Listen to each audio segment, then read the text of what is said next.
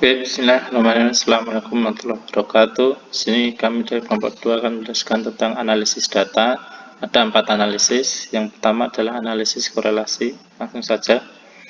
Dari pengertian analisis korelasi adalah suatu alat analisis yang digunakan untuk mencari hubungan antara variabel independen atau bebas dengan variabel dependen atau variabel terikat. Secara singkatnya seperti itu.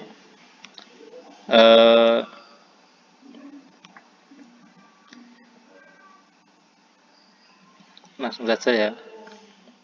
Maaf, kami cepatkan videonya soalnya ukurannya terlalu tinggi, nanti sulit dalam pengiriman. Langsung saja ke yang pentingnya selanjutnya. Dalam analisis korelasi ini biasanya ada simbol atau lambang R untuk melambangkan analisis korelasi. Itu bergerak antara nilai -1, -1 sampai dengan +1. Tanda negatif menyatakan adanya hubungan tidak langsung atau korelasi negatif, sedangkan positif itu menyatakan ada hubungan langsung atau korelasi positif. Di sini ada grafiknya. Untuk 0 ke -1 itu adalah hubungan korelatif negatif, sedangkan 0 ke 1 itu hubungan korelasi positif. Ada koefisien korelasi Reng-Spearman. Untuk pengertian di sini bisa dibaca sendiri.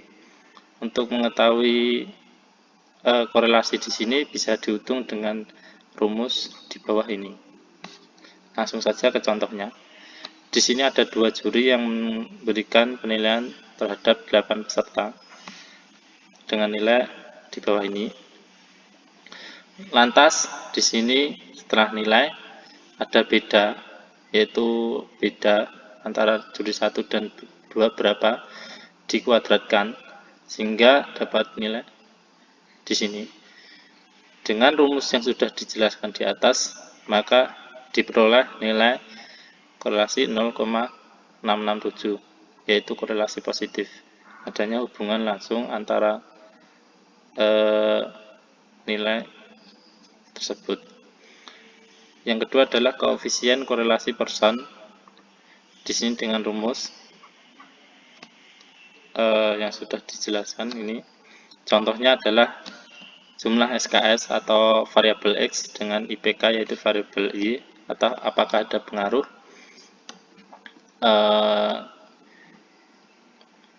dapat dihitung nilainya di sini. Dapat 30 dari 10 kali 3 dapat 100 dari X ini 10 dikuadratkan 100 dapat 9 ini dari Y dikuadratkan sehingga diperoleh dengan sigma sekian. Maka dengan rumus yang sudah ada tadi dimasukkan sehingga mendapatkan nilai 0,44. Bahasanya terdapat korelasi positif, yaitu variabel X itu berpengaruh terhadap variabel Y. Seperti itu. Yang selanjutnya ada koefisien determinasi dengan pengertian yang bisa dibaca sendiri. Sekali lagi mohon maaf atas videonya karena untuk mempersingkat waktu soal dalam pengiriman video. Dapat koefisien ini dengan rumus seperti ini. Nanti bisa dibaca sendiri. Langsung ke contohnya. Ini ada koefisien korelasi ganda. Dengan penjelasan di sini tidak saya panjang lebarkan, sekali lagi mohon maaf. Langsung saja ke contohnya, yaitu ada 2 variabel X atau variabel bebas dan 1 variabel dependen atau variabel Y. Untuk pencarian bisa dilihat di tabel. Kurasa ini sudah jelas untuk mendapatkan angka-angka di sini dari mana. Setelah didapatkan angka-angka di bawah ini, kita masukkan ke dalam rumus yang sudah dijelaskan di atas. Maka diperoleh nilai-nilai dari koefisien tersebut. Nah, dapat disimpulkan terdapat hubungan yang signifikan antara X1 bersama dengan X2, yaitu ada hubungan yang signifikan antara jumlah keluar dan pengeluaran untuk membeli barang. Seperti itu. Mungkin di sini ada latihan jika ada teman-teman yang mau berlatih menjawab soal. Mungkin selanjutnya silahkan materi. Analisis regresi. Pengertian. Analisis regresi adalah hubungan yang didapat dan dinyatakan dalam bentuk persamaan matematik yang menyatakan hubungan fungsional antar variabel-variabel.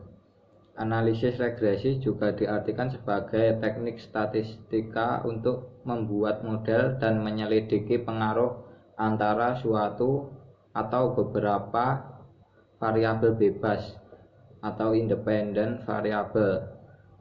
Terdapat suatu variabel respon atau dependent variabel. Fungsi persamaan regresi. Yang pertama, untuk memprediksi nilai dependent variabel atau Y.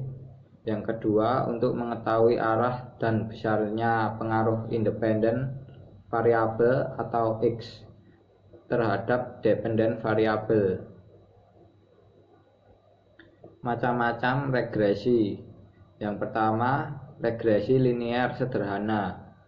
Analisis regresi dengan satu independen variabel dengan formulasi umum Y sama dengan A plus B1 X1 plus E. Yang kedua, regresi linear berganda.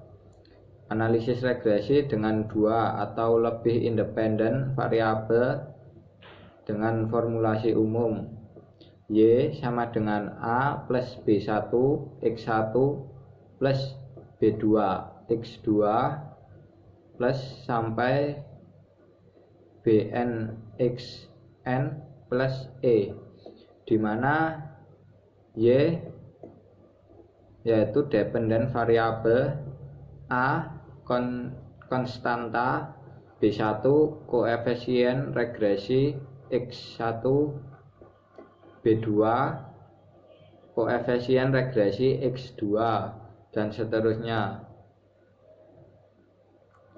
E residual atau error.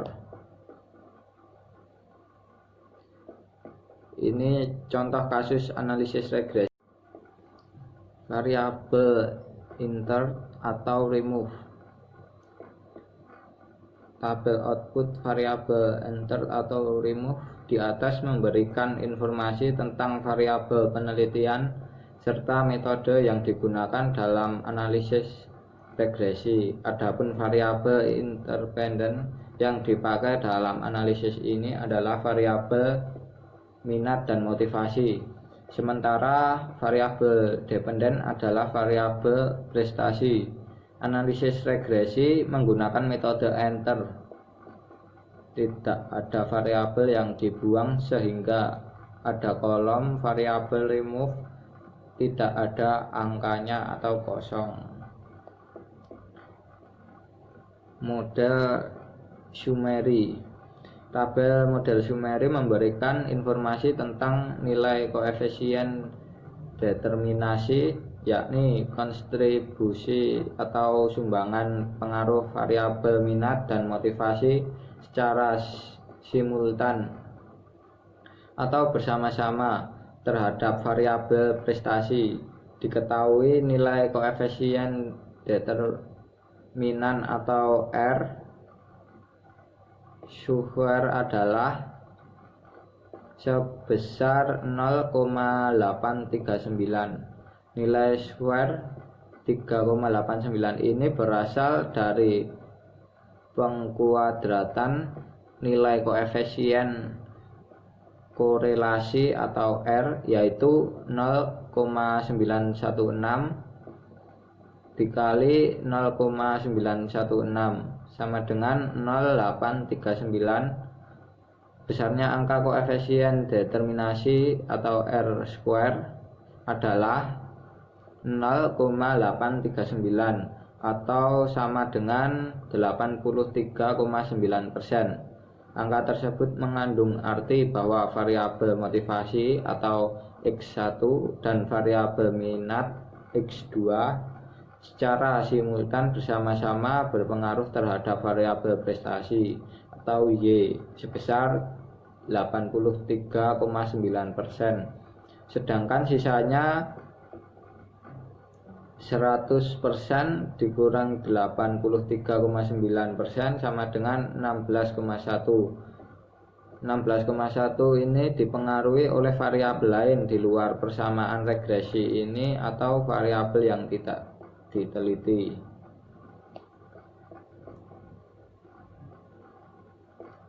ANOVA. Berdasarkan tabel output ANOVA di atas diketahui bahwa nilai signifikan dalam uji F adalah sebesar 0,000.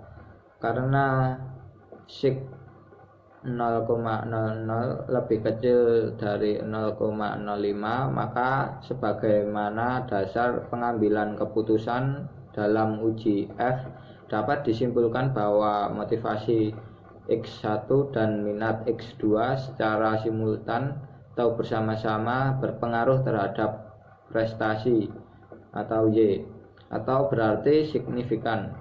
Dengan demikian, maka persyaratan agar kita dapat memakai nilai koefisien determinasi dalam analisis regresi linear berganda telah terpenuhi.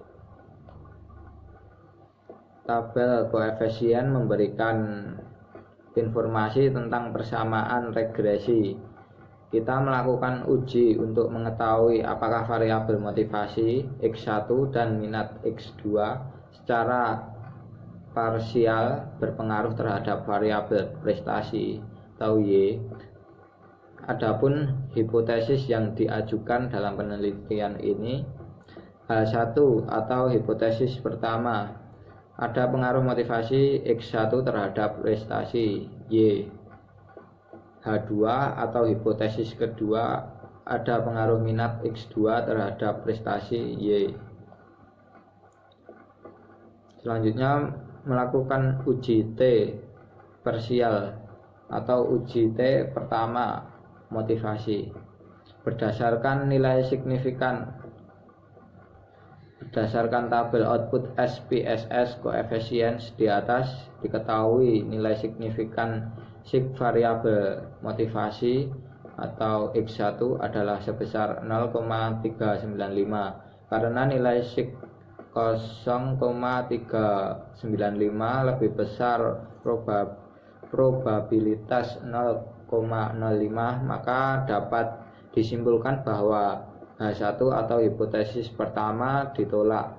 Artinya tidak ada pengaruh motivasi terhadap prestasi. Perbandingan nilai T hitung dengan T tabel atau uji T pertama. Berdasarkan data di atas diketahui bahwa nilai T hitung variabel motivasi adalah sebesar 0,894 karena nilai T hitung 0,894 lebih kecil T tabel 2,262, maka dapat disimpulkan bahwa H1 atau hipotesis pertama ditolak. Artinya tidak ada pengaruh motivasi X1 terhadap prestasi atau Y. Rumus untuk mencari nilai T tabel. T tabel sama dengan A per 2 N min K min 1 atau DF residual. T tabel sama dengan 0,05 per 2 12 min 2 min 1. T tabel sama dengan 0,025 9. Kurva regresi uji T parsial uji T atau uji T pertama. Berdasarkan gambar kurva regresi di atas diketahui nilai hitung sebesar 0,894 terletak di area tidak ada pengaruh.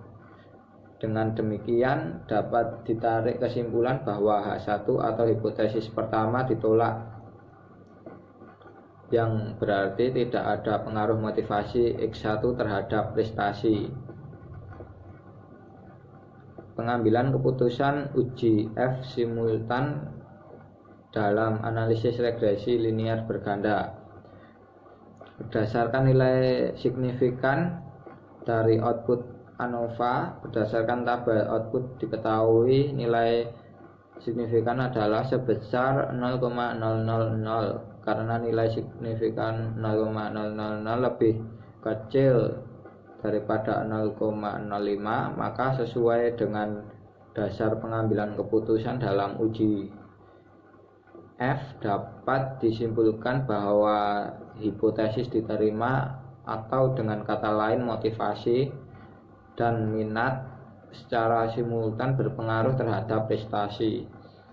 Berdasarkan perbandingan nilai F hitung dengan F tabel, berdasarkan tabel output diketahui nilai F hitung adalah sebesar 23,450 karena nilai F hitung 23,450 lebih besar F tabel 4,10, maka sebagaimana dasar pengambilan keputusan dalam uji F dapat disimpulkan bahwa hipotesis diterima, atau dengan kata lain motivasi dan minat secara simultan berpengaruh terhadap prestasi. Cara hitung F tabel seperti berikut. F tabel sama dengan K min K. F tabel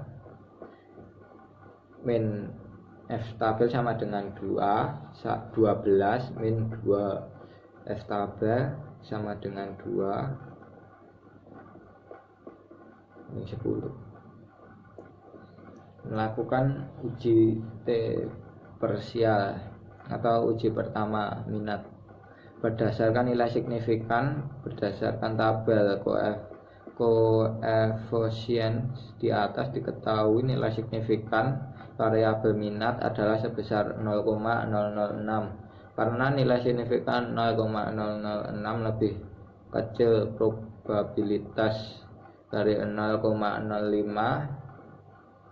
sehingga dapat disimpulkan bahwa H2 atau hipotesis kedua diterima. Artinya ada pengaruh minat X2 terhadap prestasi. Perbandingan nilai T hitung dengan T tabel atau uji T kedua. Berdasarkan output di atas diketahui nilai T hitung variabel minat adalah sebesar 3,367 karena nilai T hitung 3,567 lebih besar T tabel 2,262, maka dapat disimpulkan bahwa H2 atau hipotesis kedua diterima. Artinya ada pengaruh minat X2 terhadap prestasi atau Y. Selanjutnya kurva regresi uji T parsial atau uji T kedua. Berdasarkan gambar kurva regresi di atas diketahui nilai T hitung sebesar 3,567 terletak di area pengaruh positif. Dengan demikian dapat ditarik kesimpulan bahwa H2 atau hipotesis kedua diterima, yang berarti ada pengaruh positif minat X2 terhadap prestasi. Selanjutnya asumsi klasik di dalam analisis regresi dikenal dengan istilah asumsi klasik. Asumsi tersebut adalah: yang pertama, model regresi adalah linear. Yang kedua, rata-rata residual atau error mendekati 0. Yang ketiga, tidak heteroskedasitisitas, maksudnya varians Langkah analisis regresi di SPSS: mengetahui apakah ada pengaruh antara variabel motivasi X1 dan variabel minat X2 terhadap variabel prestasi Y. Terdapat sampel dari 12 orang siswa. Yang pertama, atau yang langkah pertama, buka program SPSS, kemudian klik variabel view. Selanjutnya pada bagian name tulis dengan motivasi, minat, dan prestasi. Pada bagian desimal, ubah semua dengan angka 0. Pada bagian label tertulis motivasi X1, minat X2, dan prestasi Y. Pada bagian measure, pilih scale. Maka akan tampak seperti pada gambar berikut. Nah, itu contohnya. Yaitu langkah kedua, klik data view, lalu masukkan data motivasi X1, minat X2, dan prestasi Y yang sudah dipersiapkan sehingga tampak seperti gambar di samping. Langkah ketiga, selanjutnya dari menu utama SPSS pilih Analyze. Selanjutnya Regression dan pencet Linear. Yang langkah keempat, akan muncul kotak dialog dengan nama Linear Regression. Masukkan variabel motivasi X1 dan minat X2 ke kontak independen S. Masukkan variabel prestasi Y ke kontak dependen. Pada bagian methods, pilih Enter, selanjutnya klik statistik. Yang langkah 5, pada bagian linear regression statistik, berikan tanda centang pada estimates dan model fit, kemudian klik continue. Yang langkah ke-6, langkah terakhir adalah klik OK.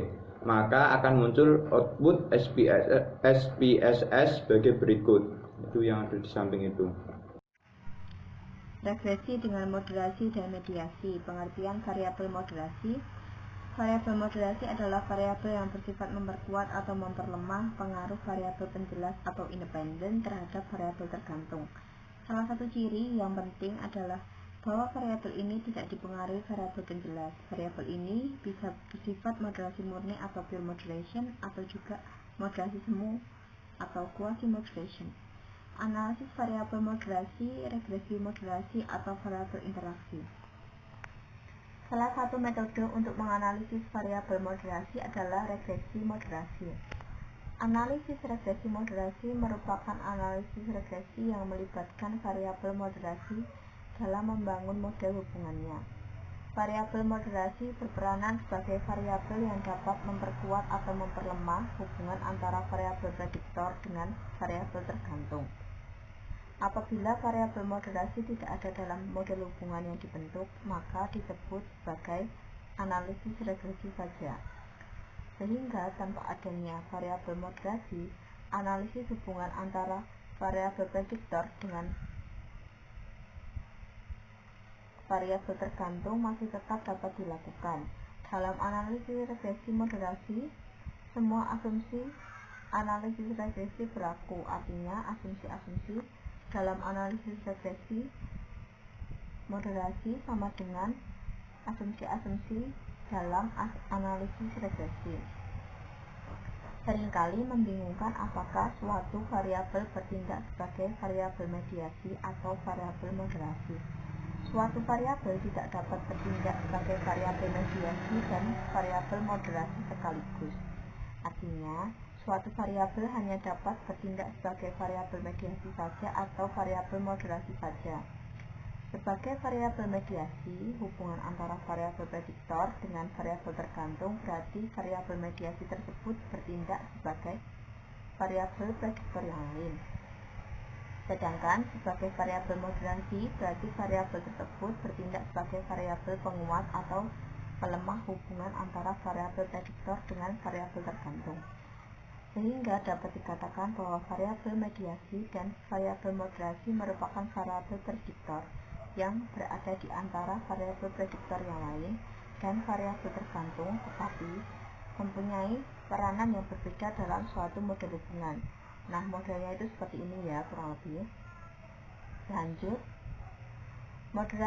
regresi moderasi. Variabel moderasi dapat diketahui dari pengaruh interaksi dua arah antara variabel prediktor dengan variabel moderasi dalam memprediksi variabel tergantung. Andaikan X1 sebagai variabel prediktor, X2 sebagai variabel moderasi, dalam kurung X2 sama dengan M, dengan variabel tergantung yakni Y, maka dalam model regresinya, kedua variabel X1 dan X2 sama dengan M disebut sebagai pengaruh utama dalam model regresi moderasi.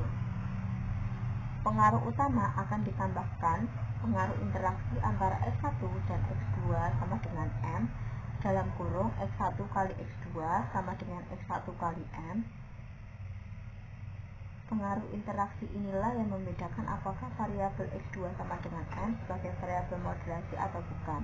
Dalam gambar berikut, hubungan tersebut adalah variabel prediktor dalam kurung M1, variabel moderasinya ada X2 sama dengan M, variabel interaksinya ada X1 kali M. Model analisis variabel moderasi sebagaimana dalam gambar tersebut, apabila seharusnya signifikan, maka dapat dikatakan bahwa variabel M memoderasi pengaruh antara X1 terhadap Y. Dalam memilih variabel moderasi dalam suatu model hubungan didasarkan pada hasil pemikiran dan pertimbangan teoritis atau rasional. Apakah suatu variabel memungkinkan untuk dijadikan variabel moderasi atau tidak? Manfaat pemberian variabel moderasi dalam suatu hubungan adalah dapat menspesifikasikan untuk siapa dan pada kondisi apa model hubungan tersebut dapat diberlakukan. Selain itu, manfaat pemberian variabel moderasi adalah untuk menjelaskan pengaruh diferensial dari variabel prediktor. Variabel moderasi tidak berkorelasi dengan variabel prediktor, tetapi variabel moderasi berinteraksi dengan variabel prediktor. Klasifikasi variabel moderasi. Variabel moderasi dapat diklasifikasikan menjadi 4, yakni pure moderasi atau moderasi murni, kuasi moderasi atau moderasi semu, homologizer moderasi atau moderasi potensial, prediktor moderasi atau moderasi sebagai prediktor. Masing-masing klasifikasi moderasi dapat diidentifikasikan sebagaimana contoh berikut. Jika X adalah variabel prediktor, Y variabel tergantung, dan M variabel moderasi, maka persamaan regresinya dapat dibentuk seperti ini. Lanjut ya, langsung saja. Klasifikasi variabel moderasi. Tipe moderasinya pure moderasi, yakni koefisiennya B2 non signifikan dan B3-nya signifikan. Untuk kuasi moderasi, koefisiennya B2 signifikan dan B3 signifikan. Untuk homologizer moderasi, koefisiennya B2 non signifikan dan B3 non signifikan. Untuk prediktor moderasi, koefisiennya B2 signifikan dan B3 non signifikan. Pengujian variabel moderasi di dalam analisis SEM dengan pendekatan GSCA adalah sama dengan pada PLS, yaitu dengan menerapkan regresi moderasi. Agar lebih jelasnya dapat dilihat pada gambar berikut ini. Lanjut. Pengujian variabel moderasi seperti pada kerangka konseptual pada gambar tersebut dapat dilakukan dengan menganalisis model sebagai berikut. Data variabel interaksi adalah kombinasi perkalian antara indikator dengan variabel strategi pemasaran dengan indikator dari variabel gejolak pasar. Interpretasi hasil analisis merujuk pada regresi moderasi seperti telah dijelaskan sebelumnya. Analisis variabel moderasi multigroup. Variabel moderasi ada yang memiliki variabel numerik dan ada yang kategori. Bila mana variabel moderasi memiliki data kategori, misalnya jenis kelamin, usia, tua dan muda, jenis perusahaan, manufaktur dan jasa, dan lain-lain, analisisnya disebut dengan multigroup. Analisis variabel moderasi dengan pendekatan multigroup pada software GESCA hanya bisa dilakukan bila mana banyaknya kategori adalah 2. Pada prinsipnya, analisis variabel moderasi dengan metode multigroup melakukan model analisis struktural pada grup tersebut, misal pada kelompok pria dan wanita, Dengan demikian, semua hubungan antar variabel dimoderasi variabel tersebut, misalkan jenis kelamin. Inilah salah satu kekurangan metode multigroup, yaitu tidak bisa memilih hubungan tertentu, misalkan hanya pengaruh variabel X1 terhadap Y1 saja yang diperkuat atau diperlemah. Suatu variabel dikatakan mendemorasi jika terdapat perbedaan yang signifikan koefisien balut pada dua grup, misalkan kelompok pria dan wanita. Pengujian tersebut bisa dilakukan dengan Fisher test, di mana uji statistiknya sebagai berikut. Rumusnya Z sama dengan BG1 min BG2 per SE B different. Perhitungan standar error gabungan dilakukan sebagai berikut bila mana sampel kecil adalah SE B different sama dengan akar DF BG1 dikali SE BG1 kuadrat ditambah DF BG2 dikali SE BG2 kuadrat per DF BG1 plus DF BG2. Di sisi lain, jika sampel besar maka perhitungan standar error gabungannya adalah dengan rumus sebagai berikut. SE B different sama dengan akar SE BG1 kuadrat plus SE BG2 kuadrat. Pengertian variabel mediasi. Variabel mediasi atau variabel antara atau variabel intervening atau intervening variables adalah variabel yang bersifat menjadi perantara atau mediating dari hubungan variabel penjelas ke variabel tergantung. Sifatnya adalah sebagai penghubung atau jembatan antara variabel penjelas dengan variabel tergantung. Bisa bersifat partial atau juga complete mediation.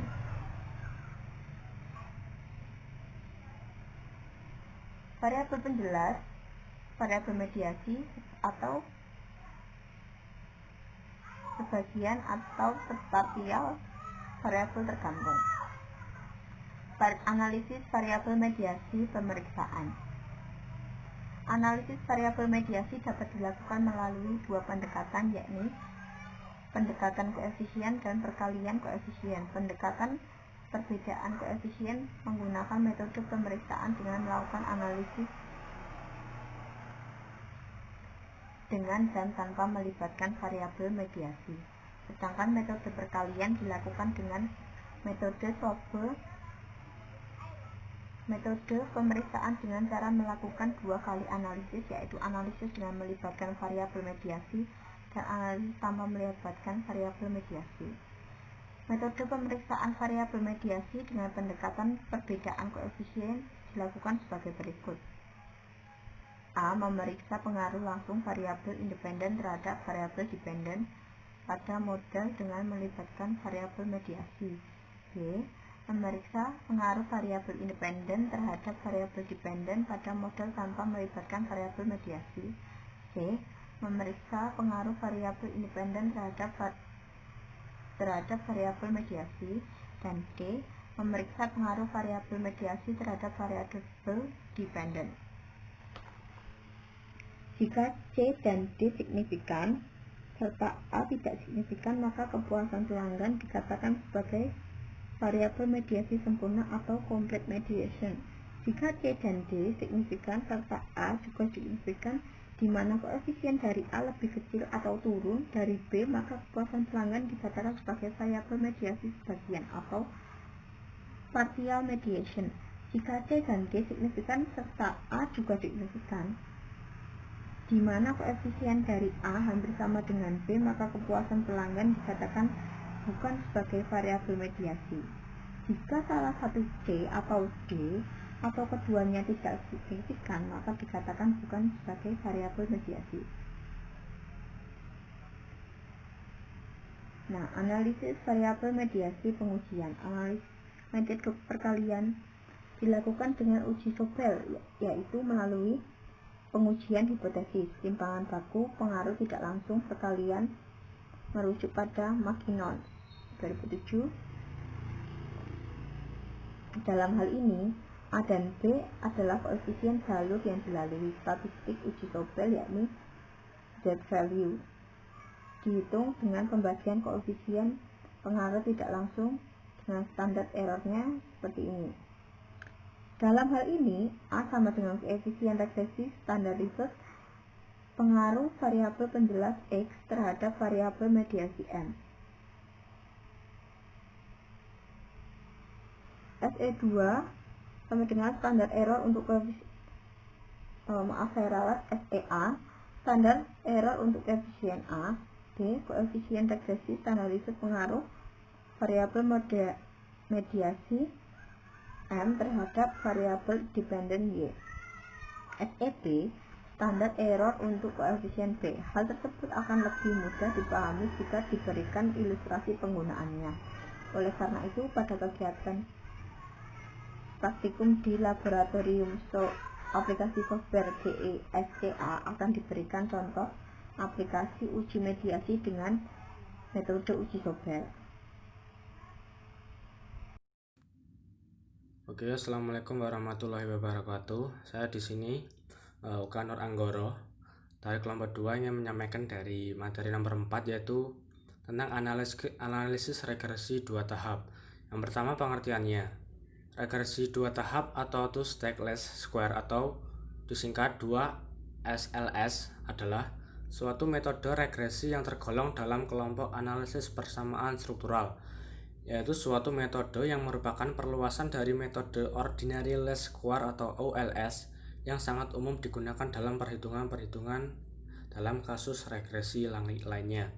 Selanjutnya adalah manfaatnya dari analisis regresi 2 tahap, yaitu digunakan untuk suatu kasus di mana terdapat korelasi antara error yang dihasilkan dalam suatu model berkorelasi dengan variabel bebasnya, dan digunakan pada saat terjadi pemutaran umpan balik atau feedback loop, atau disebut juga terjadi dua arah hubungan atau non-rekursif. Dalam model yang kita buat secara teknis digambarkan variabel X mempengaruhi variabel Y dan variabel Z juga mempengaruhi X kembali. Selanjutnya adalah syarat regresi 2 tahap, yaitu ada 3. Yang pertama, variabel terikat harus menggunakan data kuantitatif berskala interval. Yang kedua, variabel explanatory dapat menggunakan data kuantitatif berskala interval dan data kategorikal atau kombinasi antara kedua data tersebut. Yang ketiga, variabel instrumental harus menggunakan data kuantitatif berskala interval. Selanjutnya adalah contohnya pengolahan two stack least square menggunakan SPSS. Yang pertama ini adalah contoh contohnya.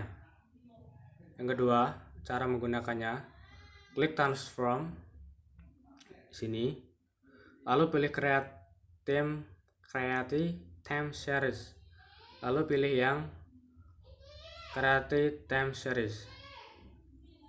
Selanjutnya akan muncul kayak gini, format kayak gini, lalu pilih yang kolom ini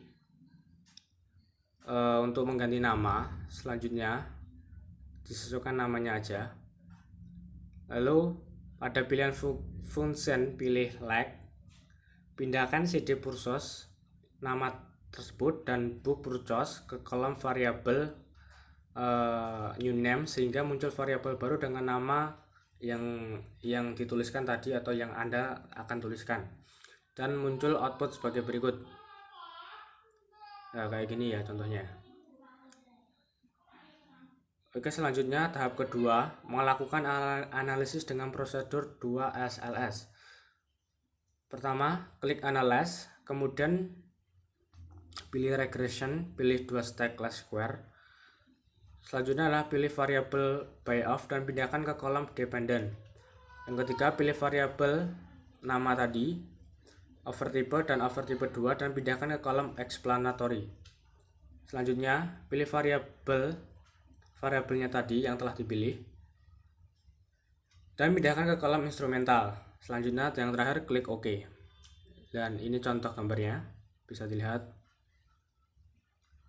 Dan selanjutnya adalah hasil dari interpretasi two-stack least square dengan SPSS. Hasilnya model description-nya seperti ini. Dan model summary-nya kayak ini, summary. Biasa. Dan pengertiannya adalah koefisien relasi ganda multiple R sebesar 0,383 menggambarkan hubungan linear antara nilai-nilai variabel terikat yang diobservasi dengan nilai-nilai model yang diprediksi. Nilai 0,383 menunjukkan hubungan lemah dan positif karena di bawah 0,5. Selanjutnya, koefisien determinasi atau R2 sebesar 0,147 atau 14,7% menunjukkan proporsi variasi pada variabel terikat yang dijelaskan oleh model dibuat, sedangkan sisanya 0,853 atau 85,3% dijelaskan oleh faktor lain di luar model. Adjustednya R pangkat 2 digunakan untuk perbandingan antar model. Makin besar maka model makin baik. Error of the estimate adalah kesalahan baku dalam membuat estimasi variabel terikat yang didasarkan pada model. Selanjutnya adalah ANOVA-nya. Ini ANOVA. Tabel ini digunakan untuk menguji kelayakan model secara statistik. Apabila nilai signifikan lebih 0,05 maka model dapat dikatakan sudah layak atau bagus. Karena nilai signifikan pada kasus ini sebesar 0,005 kurang dari 0,05 maka model yang terbentuk sudah layak. Dan ini sampingnya adalah koefisiennya. Pada bagian ini akan dilihat nilai signifikan dan di setiap variabel. Hanya yang mempunyai nilai signifikan lebih dari 0,05 yang dikatakan variabel berpengaruh secara signifikan dan akan dimasukkan ke dalam model persamaan. Dari tabel di atas dapat dilihat bahwa variabel yang berpengaruh signifikan adalah nama tadi dan overtype 2, sehingga model yang terbentuk adalah seperti inilah contohnya. Oke, mungkin itu saja yang saya dapat sampaikan mengenai analisis regresi 2 tahap. Oke, terima kasih.